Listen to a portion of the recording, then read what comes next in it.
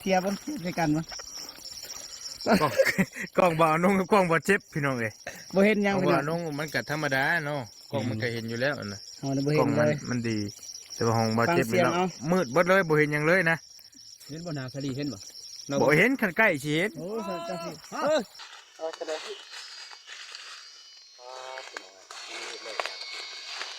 โอ้ปลาโอ้มันเป็นแบบนี้ปลาหนำบ่ได้เนี่ยมีดเลย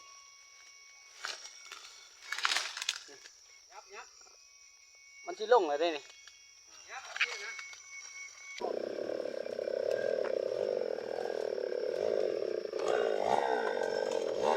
Abu Juten, Abu Tika Sao.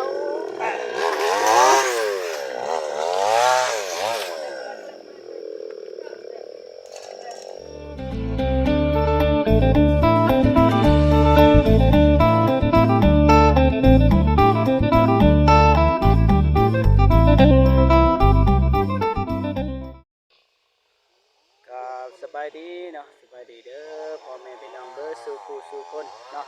ทั้งคนลาวและก็ต่างประเทศเนาะยินดีต้อนรับเข้าสู่ช่องเบาเจ็บคือเก่าพี่น้องเนาะวันนี้ก็มาอัปเดตที่ดินของน้องซาลีพี่น้องเนาะเพราะว่าทางทีมงานแต่ว่า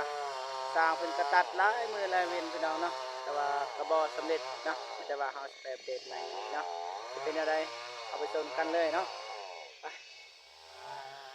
สบายดีเนาะโดยสบายดีเบิร์ดสุขุสุขคนได้เบิร์ดสุขุสุขคนน้องเพิ่นว่านะเป็นยังไงไม่คืบหน้าจังไดเลยตัดอยู่แต่ว่าบ่ทันสำเร็จเนาะโดยเอา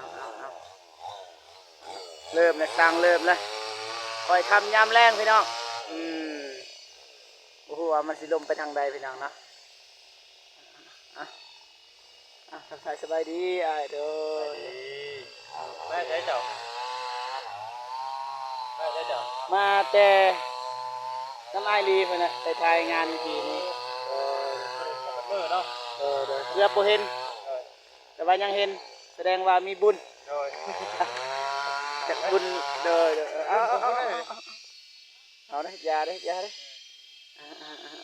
ทักทายตาสบายดีเด้อสบายดีเมื่อยบ่ได้มาได้ฮะเมื่อยบ่อ้ายเมื่อยบ่ ธรรมดาบ่ได้เมื่อยหยัง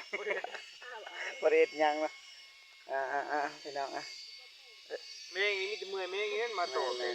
พี่น้อง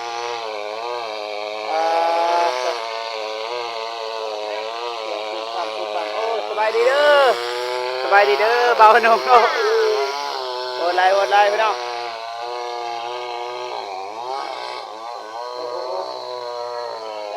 พี่น้องเลยพี่น้องบาทนี่เกือบบ่เบาตูนยังโดนบ่ยังโดนอย่าบอกเด้อเบาตูน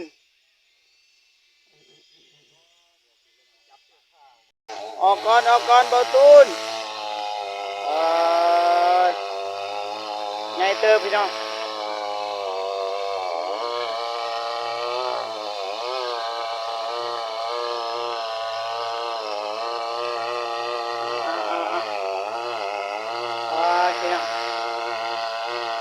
บอแล้วจังเทือเลย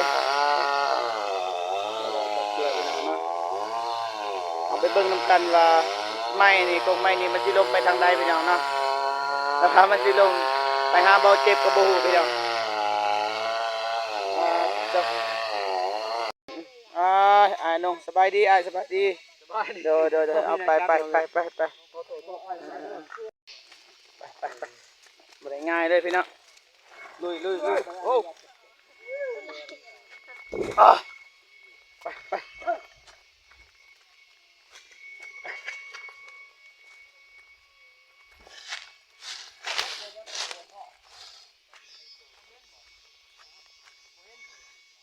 ยังไงยังโดนบ่ยังไงไฮไลท์เด้อตอนนี้น้องลมนี่โอ้บ่ทันซ้ำเขียนเบิดเลยถึงน้ำมันจับบ่หรือว่าอย่างไร เป็นจังไดสร้างเป็นจังไดบ่เป็นจังได น้ำมันคือน้ำมักจับ ถึงน้ำมันจับ แมน เว้นแล้วบัดนี้ เลิกหรือบ่ ยังตัดได้บ่คิดว่า บ่ได้กระเทือนนี่มันเคิงกระเทือนนี่เป็นเคิงนี่ แม่นบ่ตัดให้มันขาดเลยบ่ ยังอีกน้อยหนึ่งกะน้อยหนึ่งเฮ้ย แสดงว่าโลดความหมายว่ายัง มันติ้งนะบอกมาเลยยืดบุกคนก็ได้ บ่หวังนี่เป็น มันติ้งนะ ไปเตือนได้ไปเตือนได้บ่เป็นหยังบ่เป็นหยังมาก่อนก็ได้สิตัดต่อบ่ เอาไว้ไว้เลยบ้าคุเมื่อ มันคิดว่ามันสิลงไปทางใด คนแรกมันถึกทางเพิ่น มันทุกทางเลยโดย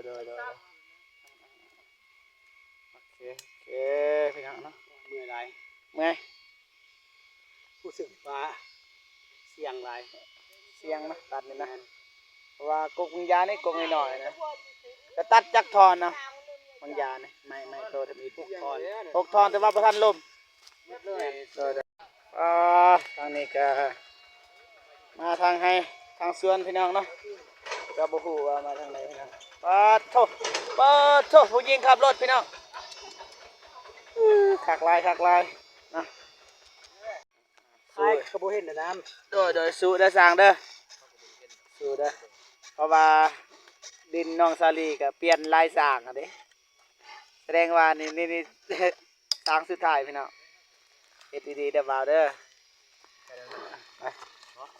ไปเลยปะไปสิยังให้เลยพี่น้อง ยับออกก็เด้อ ยับกันเด้อพี่น้องเอ้ย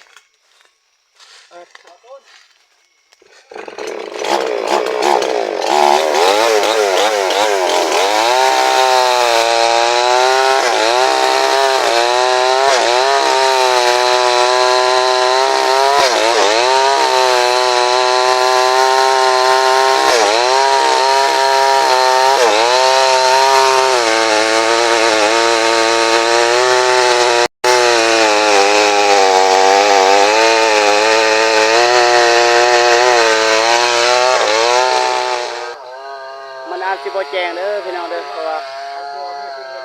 เดี๋ยวเฮ้ย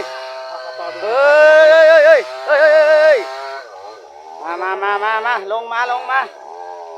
เปลี่ยนลายต่างอะเด้ลูกใหม่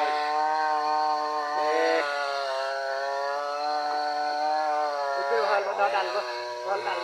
เราเห็นแล้วมันไม่ใช่เบื้องฟ้า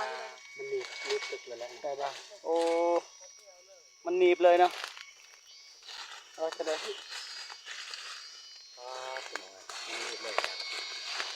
โอ้โอ้มันเป็นแบบนี้หนำ ไปน้องเอ้ยบ่ได้เนี่ยรีบเลย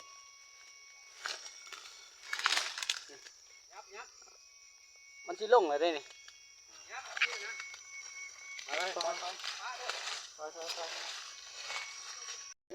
ยอมเลยพี่น้องเนาะ ย่อง ไผก็เฮ็ดบ่แล้วพี่น้องเนาะรู้สึกว่าบ่แล้วเลยพี่น้องเนาะปกตินี่เปลี่ยนลายสร้างเลยพี่น้องนะเดี๋ยวมันเป็นพอยยังเอาละคิดว่าสร้างผู้นี้นี่ก็สิตัดให้มันแล้วเลยให้มันลมเลยแต่ว่ามันก็บ่ได้ลมสิว่าเราเป็นอาญานเลยนะเป็นแบบนี้นะคาเลยพี่น้องหยุดจึ๊ก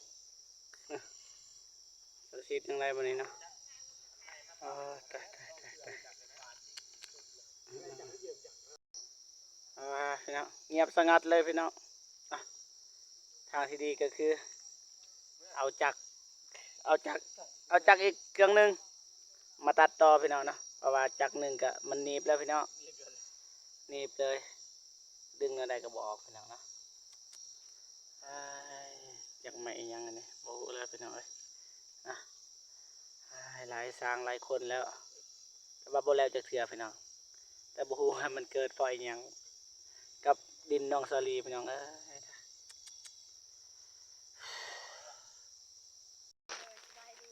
สบายดีอีกแล้วสบายดีครับยุ่งยากเลยน้องสาลีเอ้ย ได้ป่ะเนี่ย สร้างกับเบาตูนเราไปเอาจักรพี่น้องแค่นี้แหละยืมก่อน มันสิลงเหรอเนาะ มันสิลงแล้วแต่ว่ามันหนีบ หนีบได้เดียวนึง ตัดเฮ้ย เสียงมันลั่นอยู่เลยลั่นอยู่ แม่ง ครับเสียงพยำมีได้ บ่แล้วเราคิดว่าจะหาจักรไว้ได้ปะ กดอะไร พอเท่าอยู่ไซเลย เอาบอก Ừ. แหวจักไงจักก็เป็นแหวก็ไงtheo nợ theo chỗ hè กระยาอะไรกันบ่มี ไปเด้อ โดยพี่น้องเอ้ย อยู่ดิ มานี่แหละเอ้ยรุ่นเป็นรุ่นพี่น้องเอ้ยบ่ลงจากเทือพี่น้อง ไปสาวเงาไปสาวเงาเจ้าเดินมา ระวังเด้อระวังอันตรายแหงพี่น้องเอ้ย ต้องเป็นห่วงเด้อจักเด้อ แต่ แต่ พ พ อ อทิมนะทิมแล้วเด้อบ่ ดูย จักกันพอทิมป้าเลยเด้อต้องเป็นห่วงมันบอกแล้วนี่ เตรียมตู้ โอเค ไป อันสร้างนะพอทิมจักกับทิมแล้วเด้อจักกันเด้อ โอ้โหเพราะว่ามาเสียนั่นทางนี้อยาได้ ลงไปทางเอา มา ลูกแม่ มา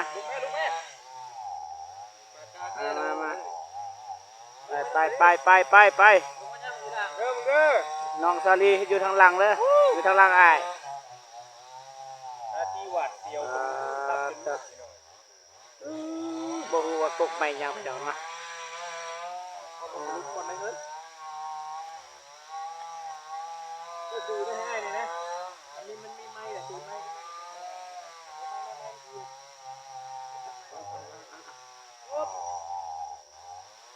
เด้อมึงเด้อ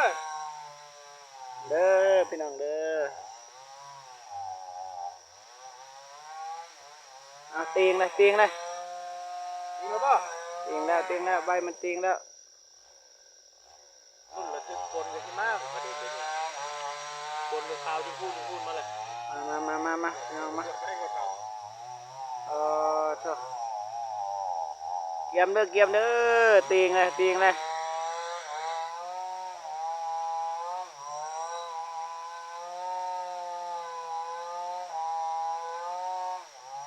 เฮ้ย ไอ้คือดนแท้ นี่ดีไง รุ่นไหนนี่รุ่นไหน มันหนีบแล้วมันหนีบเป็น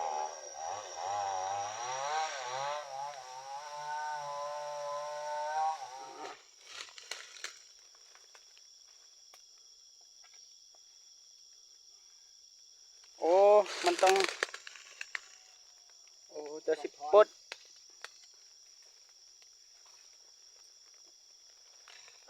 ตอนนี้ไอ้สร้างเขากำลังสบายดีนะนะ สบายดีเด้อ หมางบ่ เอาไว้เป็นความตื้นๆก็ได้ มันต้องทอดเลยบ่ มันขึ้นอีกใหม่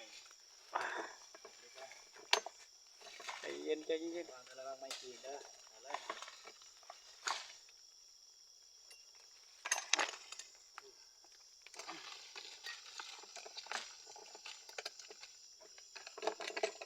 โอเคได้เลย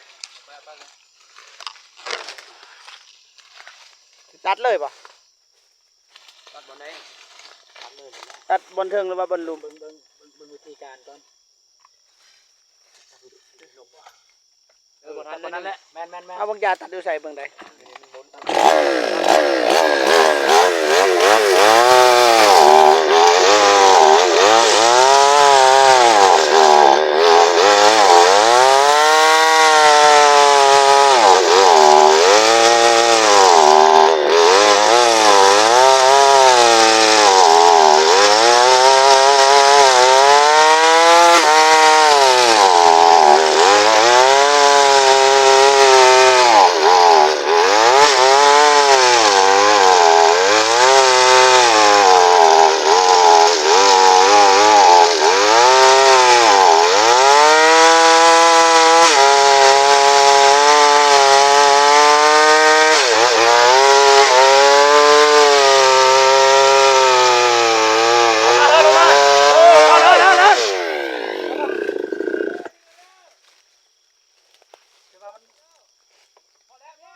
นี่มาไหน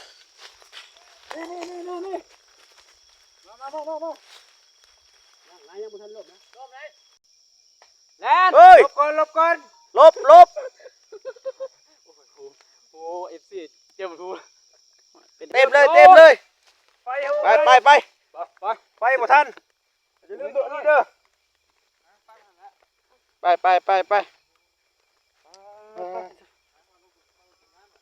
บ่เห็นยังพี่น้องกองเบาเจ็บนี่ก็ได้ รถเพิ่นไปบ่ได้ป่านนี้ บ่ได้ตาย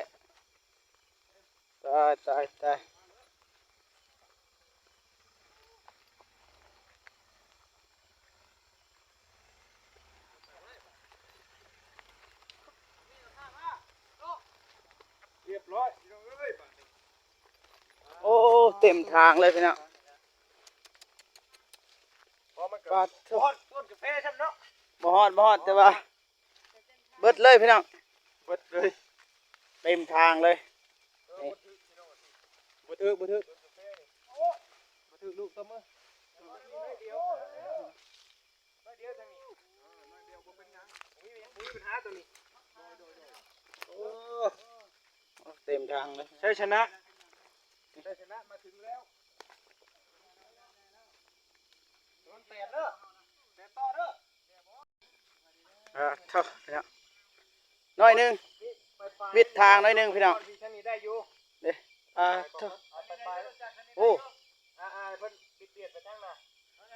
บ่ได้เบื้องนี้บ่ได้มันจะตัดเอา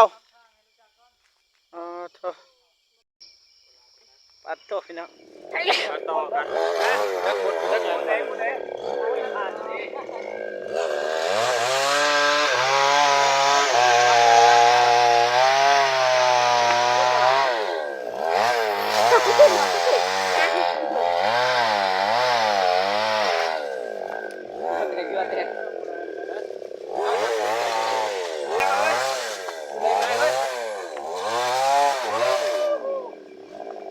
ช่วยกันไม่ไหว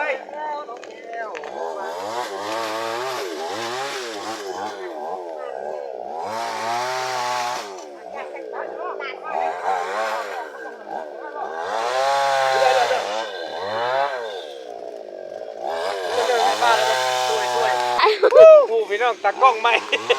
สำหรับจะว่าได้ทั้งไหน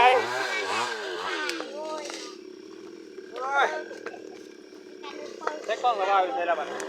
เอาซอยกันอย่ามาลงซอยกัน